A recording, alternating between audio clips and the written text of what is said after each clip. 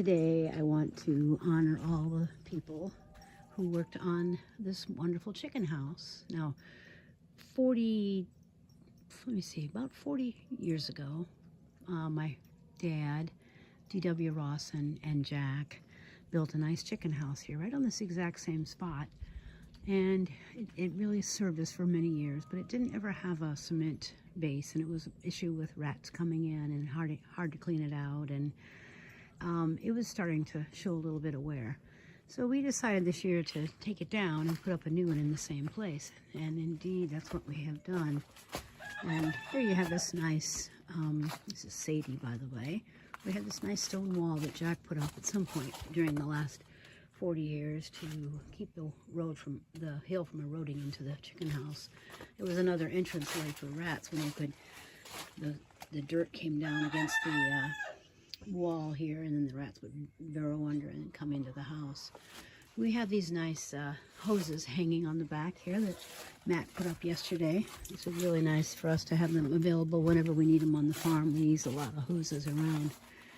And here, the window, one of the new windows that Jack got on Craigslist and Carlos picked up for us, replacing the old ones that we had in there.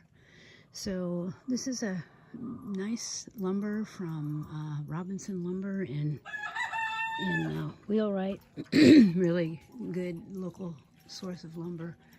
And we have the nice roof on top that we had our youngest member, Kelton, helped put that up one day.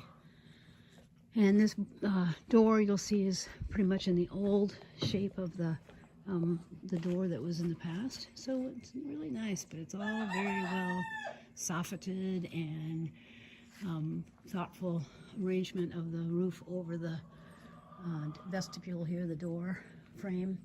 And a special shout out to Chuck Kittredge, our son, who really worked with Jonathan, who was the main guy on this whole thing, to put together plans and to do particular projects that needed him.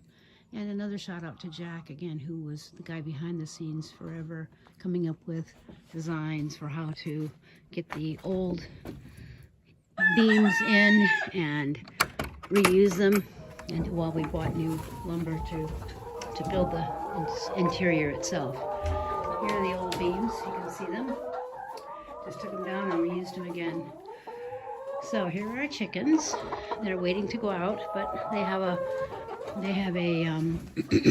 quota of 40 eggs. There's our nice rooster, foghorn, leghorn. We have a quota of 40 eggs that they have to come up with before I let them out every day, because sometimes if they get out too early, they forget and lay their eggs all over the farm. Here we have these nice liftable roosts for the chickens, so that I can go under them. Sometimes they lay them down here on the floor, and I can go under and collect an egg. Oh, I see one right over there on the floor, without having to crawl on my hands and knees, which is not always very pleasant, as you might imagine, when you're with your chicken shop. So here we have our certified organic grain and some nice oyster shell. And in this grain we also put a quart of kelp every week, so it kind of filters down and the chickens eat a little bit of kelp meal, which is really great for them.